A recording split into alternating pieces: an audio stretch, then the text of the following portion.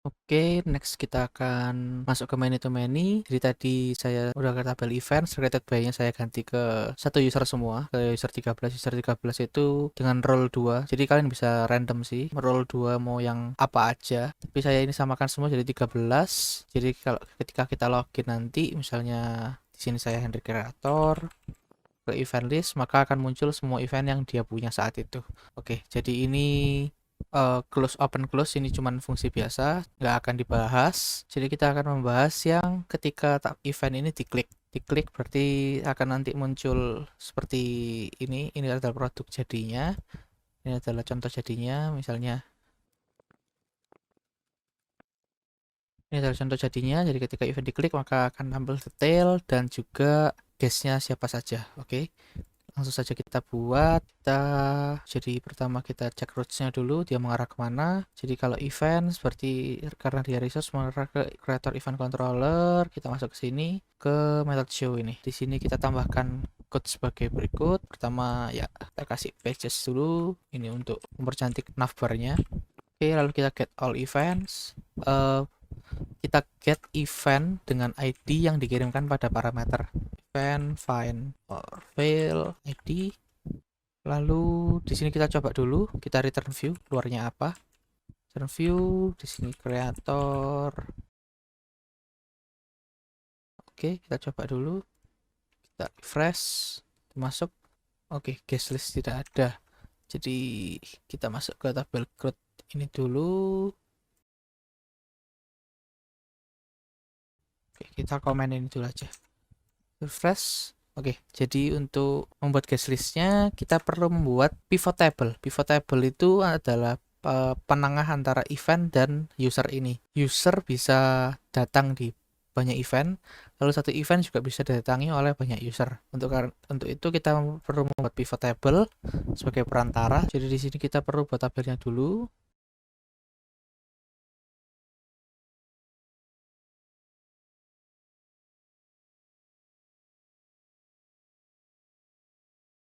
Oke, migration created successful. Kita masuk ke dalam database migration ke event user ini. Oke, di sini ada naming convention. Jadi tabel pivot ini tidak sembarangan dikasih nama event user ini, tapi ada kayak guideline-nya lah. Guideline-nya adalah pertama lowercase atau huruf kecil semua, lalu singular. Jadi bukan events tapi event, bukan users tapi user. Lalu alphabetical order. Jadi kalau E kan pasti lebih besar dari lebih duluan dari U, jadi tabel event diletakkan di depan itu. Cara ini akan memudahkan kita nantinya saat mengakses atribut-atribut di dalamnya. Jadi kita tidak perlu menggunakan atau mengetikkan kode dengan panjang untuk relationship-nya nanti. Oke, jadi kita di sini tambahkan dulu beberapa field yang dibutuhkan. Jadi di tabel ini nanti punya ID. Jadi kita kasih aja tabel ID ini. Ini langsung jadi primary key dan auto increment bawaan Laravel. Lalu di sini ada tabel foreign ID. Lalu di sini kita kasih event ID. Jadi tetap singular. Lalu di sini kita constraint. Lalu kita copy paste saja. Di sini yang kedua adalah user ID. Oke, lalu di sini kita buat label atau atribut baru yaitu isApprove. Jadi isApprove ini akan menandakan apakah user yang request untuk join ke event tersebut di approve atau disetujui atau tidak kedatangannya nanti oleh pembuat event. Oke, di sini kita pakai enum saja. Oke, 012. Lalu kita kasih defaultnya 0. Lalu kita kasih description atau comment di sini yang berarti oke, ini cuma pengkodean aja sih. Jadi kalian tidak perlu mengikuti enum 012 ini. Kalau kalian mau 123 juga enggak apa-apa. Lalu kita kasih timestamp, jadi kita tahu kapan request itu dikirim oleh user, lalu kapan juga di approve-nya nanti. Oke, untuk ini kita perlu rubah dulu schema drop axis, terus nama tabelnya event user. Oke, jadi di sini kita langsung coba migrate aja.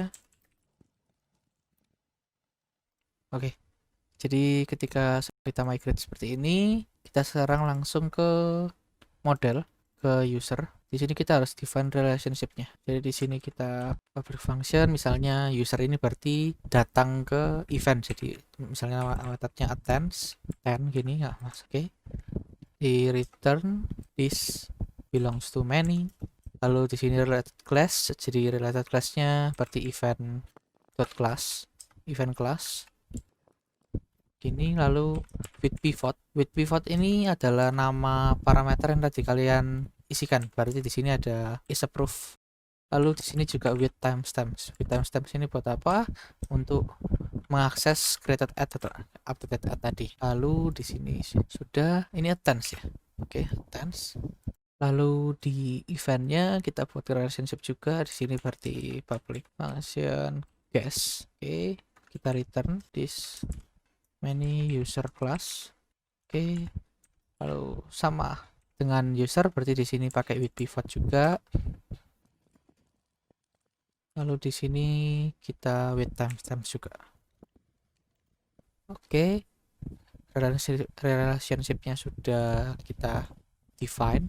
Selanjutnya adalah ke event controller lagi. Di sini kita harus select usernya di guest list. Oke, di sini kita filter dulu.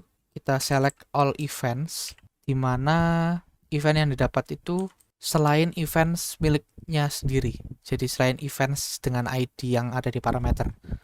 Berarti di sini kita event all, kita accept ID, kita plug, kita soalnya cuma butuh ID dari event list ini aja. Jadi di sini kita guest list, kita select user yang tidak ada di ID events. Jadi we're not in ID function query.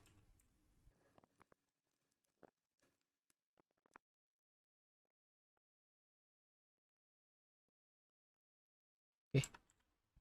Di sini kita query select user ID dari tabel event user yang tidak terasosiasi atau yang tidak memiliki event ID yang ada di dalam events. Begini.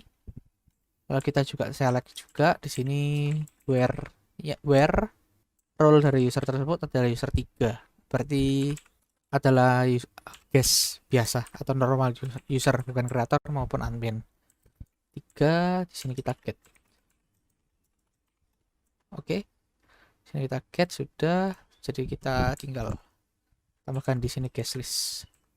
Jadi yang dilakukan di sini apa? Kita mau filter. Jadi di yang ini kita akan select semua event di mana selain events yang ada di ID parameter ini, misalnya ada 10 event, selalu di parameter ini adalah ID 7, berarti kita select semua event selain yang ber-ID 7. Lalu di sini kita filter user yang tidak termasuk di dalam events ini. Jadi kita select user di mana ID user tersebut tidak memiliki asosiasi dengan events lainnya. Oke, langsung saja kita coba di detail, kita uncomment, tapi ini ada yang perlu dirubah. Di sini bukan user, melainkan guest. Oke, kita langsung coba refresh. Oke, kolom role user. Oh, sorry, role ID. Oke, refresh, count parameter. Oke, jadi di sini juga bukan count user, melainkan count guest. Oke, refresh lagi, jadi no records. Jadi kita di sini kita bisa select all users yang tidak terasosiasi dengan events ini. Jadi oke, nanti. Jadi untuk sekarang kita akan membuat fungsi di mana kreator bisa menambahkan guest dari guest list yang tidak termasuk dalam event tersebut. Jadi kita sekarang masuk ke guest controller di bagian method store ini. Kenapa di guest controller? Karena root guest mengarah ke guest controller. Jadi kalau kalian lihat di sini tabel add guest ini, lalu di route ini, di form ini, creator guest.store. Berarti kita masuknya ke guest controller ini.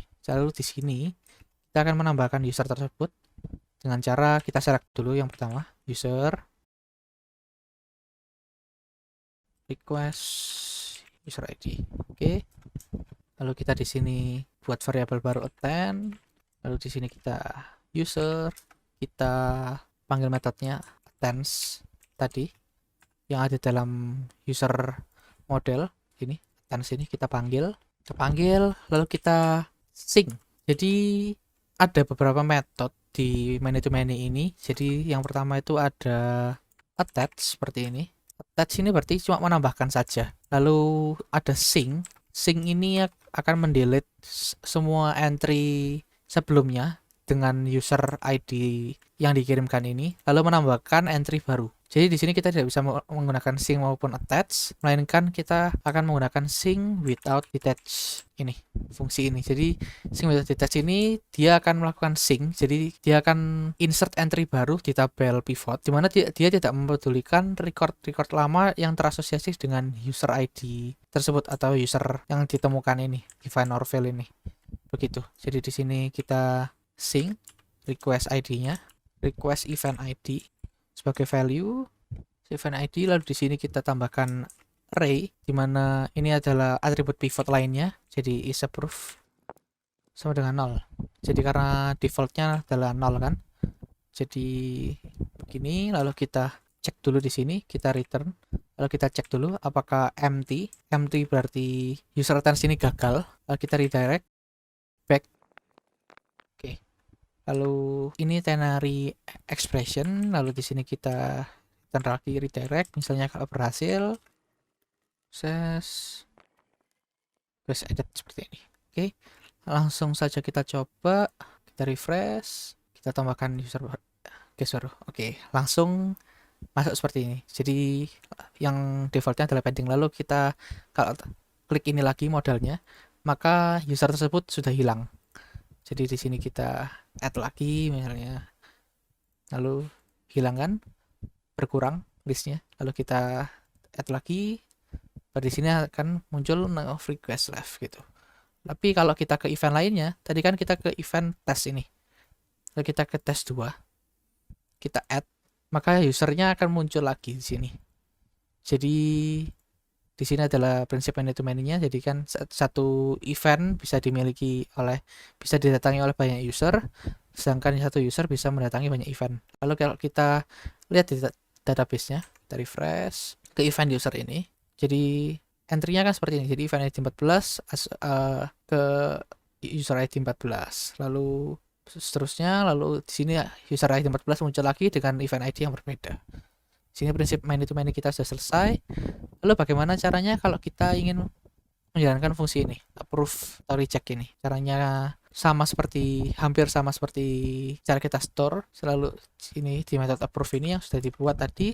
Di sini kita tambahkan dulu parameter yang diterima. Jadi ada ID merupakan event ID, lalu di sini ada request seperti ini. Lalu di sini ini ada ID yang merupakan user ID, lalu ada request, lalu di sini kita find dulu usernya, find fail ID, lalu di sini kita event, dapat variable event, di sini kita akan user attends where dimana ID event itu adalah sama dengan request event ID. Di sini kita select user yang ada di tabel event user dengan event ID tersebut. Lalu kita first di sini jadi event ID yang pertama kali muncul. Oke, lalu di sini kita update event tersebut. Event pivot update isApprove sama dengan 1, berarti dia di approve. Lalu kita copy paste ini ternary expression ini, tapi di sini bukan attends melainkan tabel ini event ini kita cek apakah berhasil atau gagal. Jadi kalau empty berarti fail to update status misalnya. Lalu di sini kita sukses guess dengan nama ini, dia di approve begini. Oke, lalu kita copy paste ini sekarang ke decline. Jadi di sini bukan 1 melainkan 2, lalu parameternya jangan lupa parameternya sama. Oke, kita coba misalnya kita approve, statusnya akan approve. Jadi kalau di sini kita decline misalnya, statusnya akan rejected seperti ini. Lalu kita refresh, ini adalah 1 dan 2. Jadi cara update pivot table adalah seperti itu.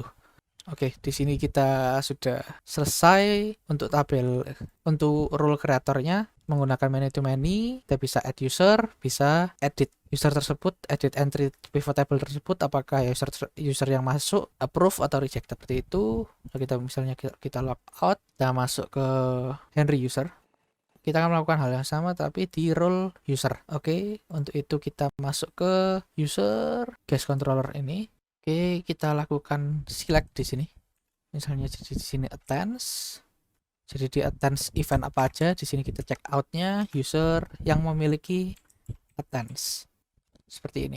Oke, jadi attends ini berarti user tersebut sudah terasosiasi oleh beberapa event. Misalnya seperti ini. Jadi di sini kita events. Jadi di sini kita select lagi events yang tidak mempunyai user, lalu kita get. Oke, kita parsing parameternya di sini. Di sini ada attends, lalu di sini ada events seperti ini. Oke, kita coba refresh my page. Oh, ini bukan doesn't have users, sama kan doesn't have guest. Kenapa guest? Karena di model event kita nama metodenya adalah guest. Oke, kita coba refresh lagi. Oke, hasilnya kan seperti ini. Jadi kalau sudah di approve, maka dia bisa delete event tersebut.